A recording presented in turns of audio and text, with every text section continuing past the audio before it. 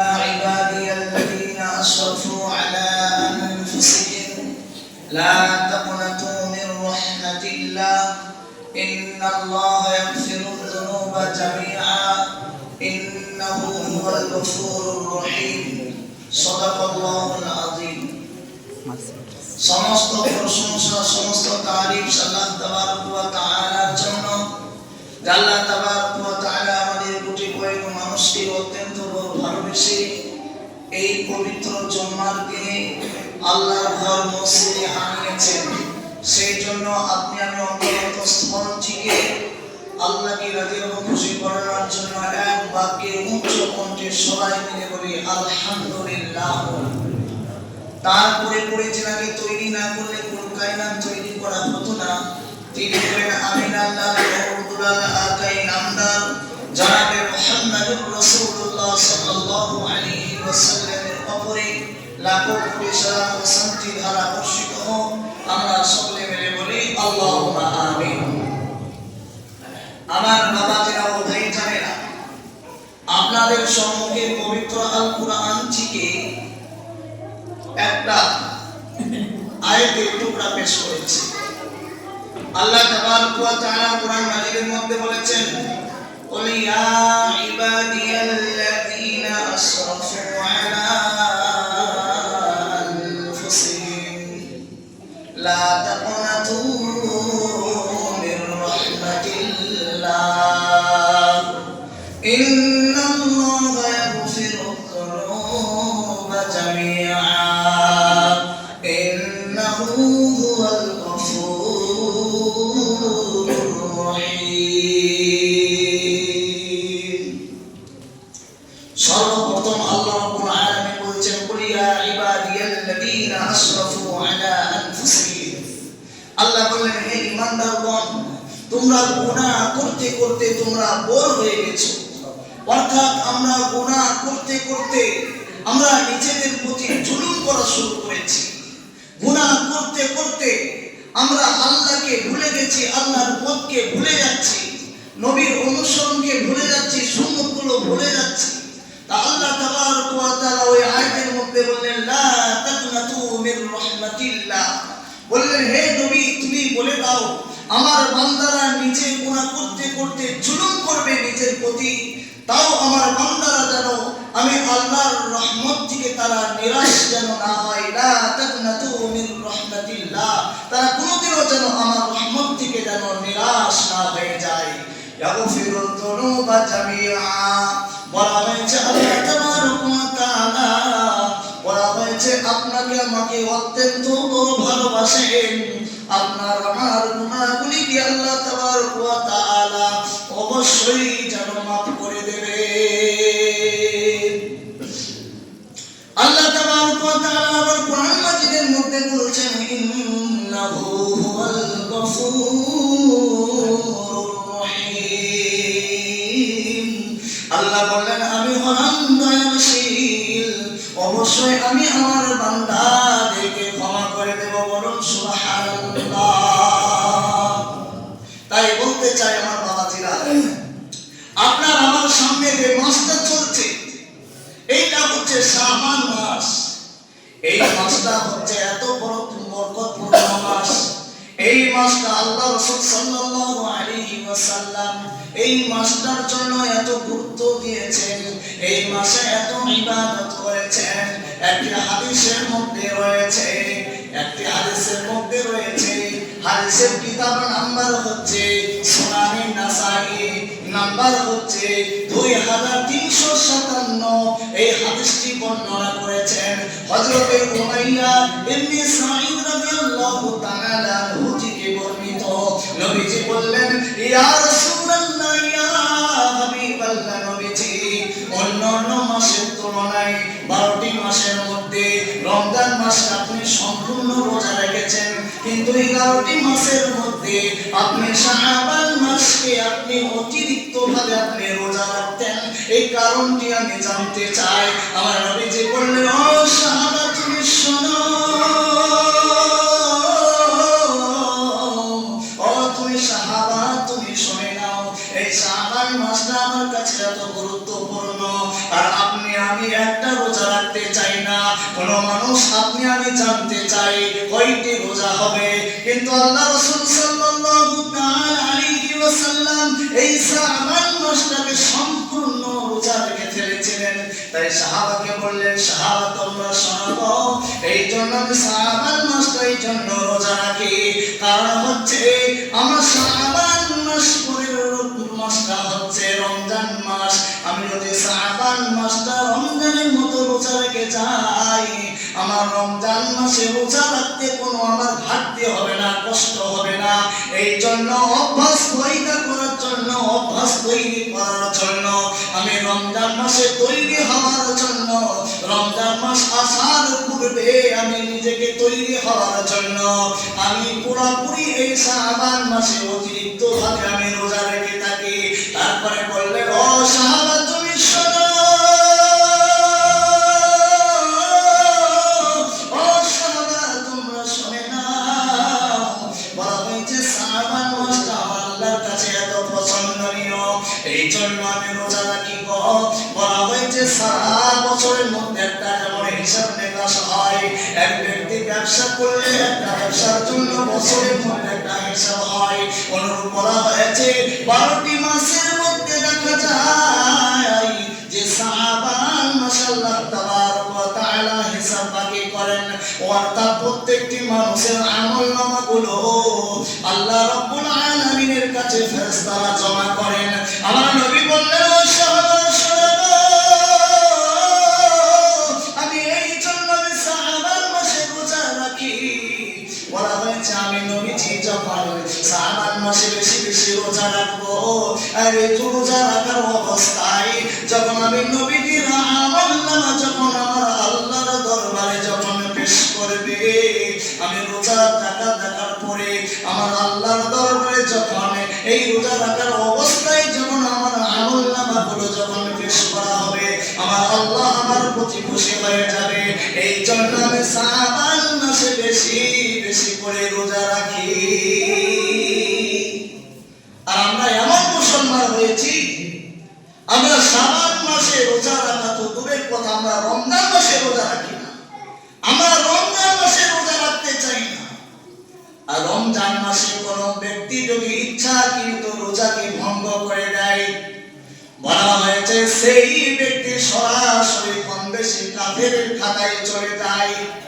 কোন এক ব্যক্তি ইচ্ছাকৃত রোজা না রেখে সারাদিন যদি পানাহার করে, সেই ব্যক্তি হালাল খাবার খায় না গো, হালাল খাবার খাওয়ার টাকার হালাল টাকার যদি সে উপার্জনে খাবার খায়, কিন্তু রমজান মাসে রোজা রাখার ক্ষমতাও সত্ত্বেও সেই ব্যক্তি রোজা রাখে না।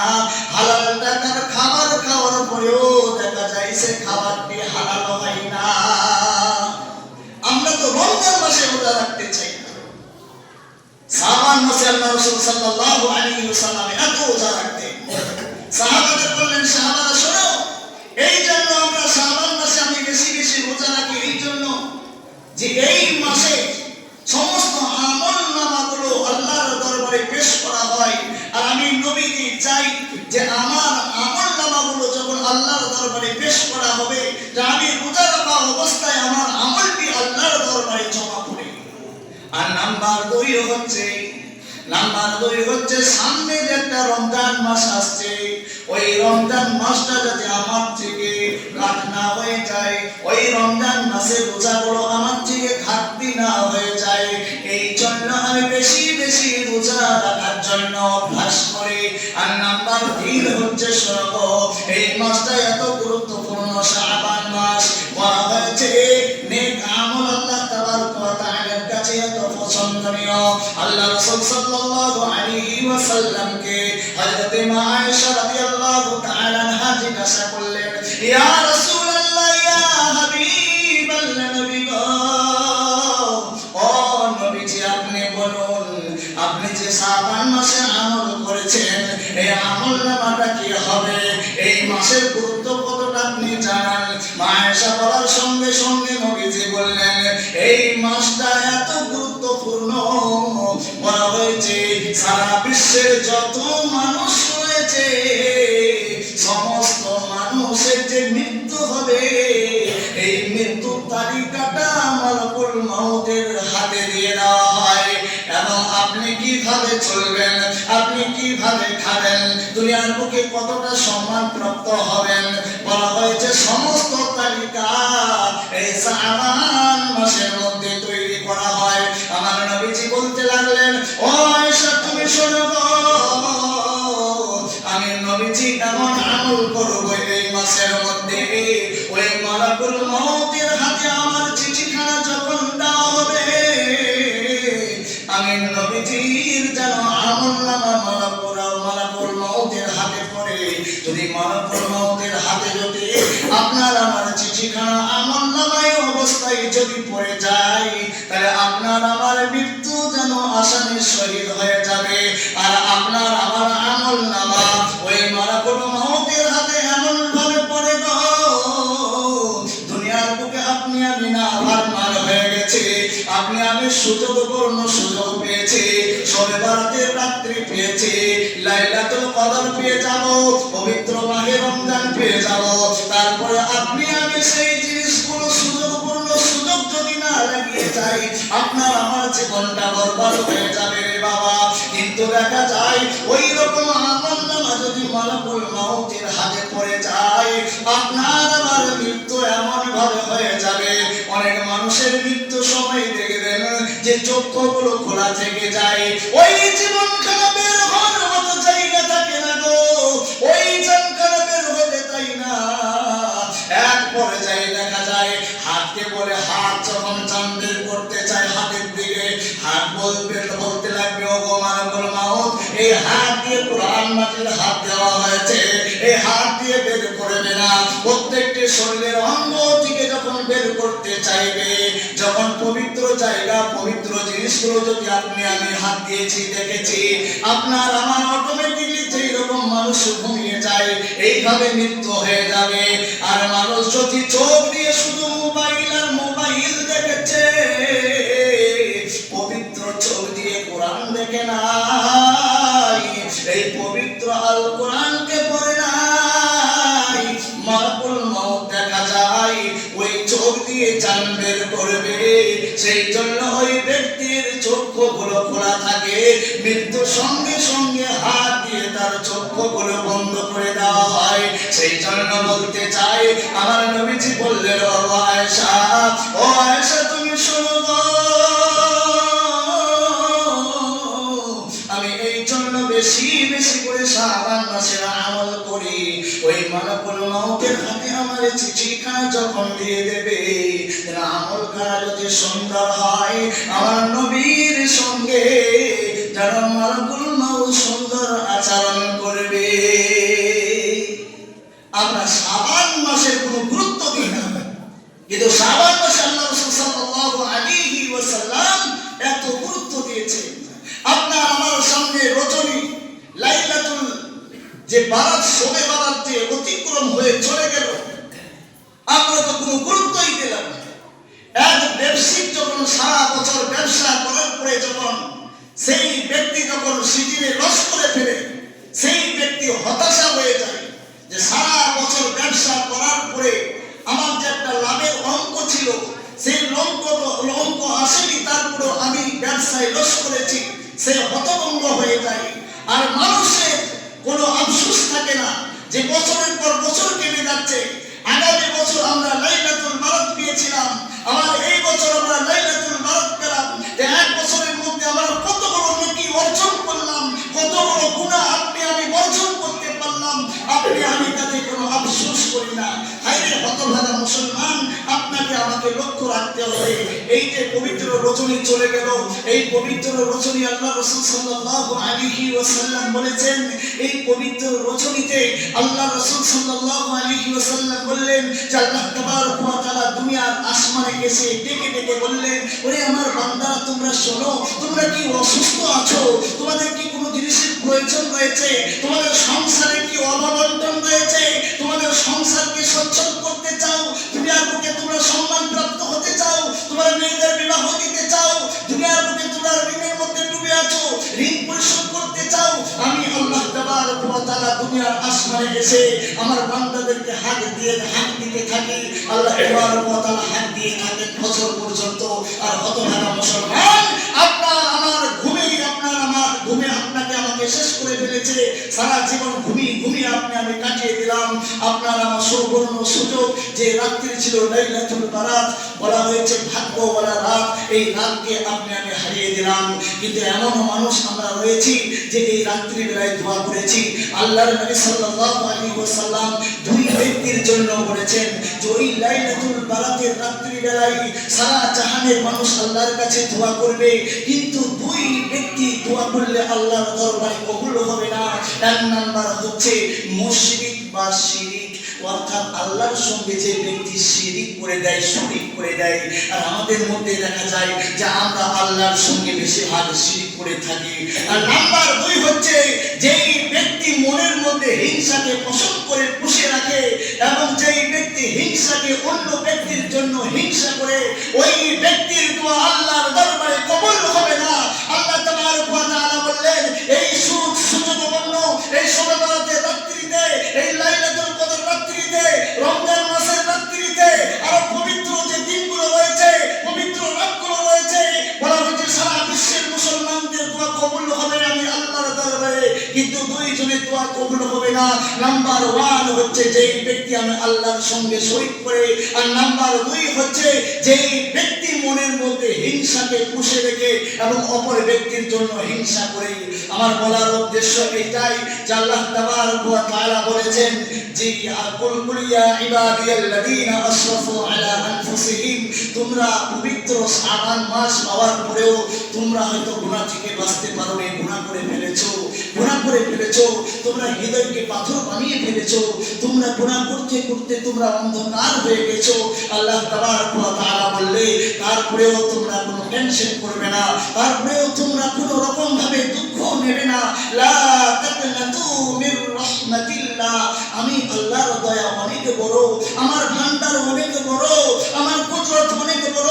লা তাকনাতু মির রাহমাতিল্লাহ, ওই বান্দা তোমরা গুনাহ করতে করতে পাহাড়ের পরিমাণ গুনাহ করেছো।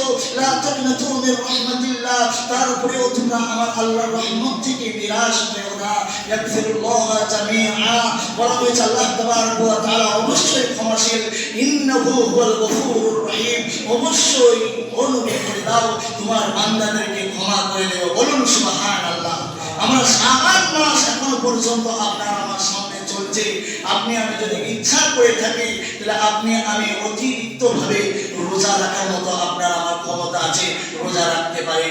কিন্তু এর মধ্যে আল্লাহ সাল্লাল্লাহু আলাইহি ওয়াসাল্লাম শাবান মাসে বেশি বেশি রোজা রেখেছেন, কিন্তু লাস্টে 2টি রোজা রাখেননি, 28 এবং 29 তারিখ। কারণ হচ্ছে যে 28 এবং 29 তারিখ যদি রোজা রাখেন, রোজা রাখার পরে আবার রমজান মাস আসবে, সেই জন্য আল্লাহর নবী বলেছেন ওই 2 দিন রোজা রাখা হচ্ছে মাকরুহ, অর্থাৎ রোজা তোমরা রাখিও না। কারণ হচ্ছে ওই 2 দিন যদি রোজা রেখে শরীর যদি অসুস্থ হয়, একটি সুন্নত রোজাকে বাঁচাতে গিয়ে একটা ফরজ রোজা যদি ঘাটতি হয়ে যায়, নষ্ট হয়ে যায়, অর্থাৎ ওই 2 দিন তোমরা রোজা রাখিও না। সেই জন্য এই শাবান মাস আপনার আমার পবিত্র মাস, এই মাসে আল্লাহ তাবারক ওয়া তাআলার কাছে আমল নামাগুলো জমা করা হয়। তাহলে আপনি আমি সবাই চাবো যে এই মাসে বেশি বেশি ইবাদত করব, বলুন ইনশাআল্লাহ। আমরা বেশি বেশি রোজা রাখার চেষ্টা করব, বলুন ইনশাআল্লাহ। আল্লাহ রাব্বুল আলামিন আপনাকে আমাকে সকলকে এই শাবান মাস থেকে নিয়ে পবিত্র মাহে রমজান সম্পূর্ণ আমাদের সকলকে সঠিকভাবে পালন করার তৌফিক দান করুন, বলুন আমিন।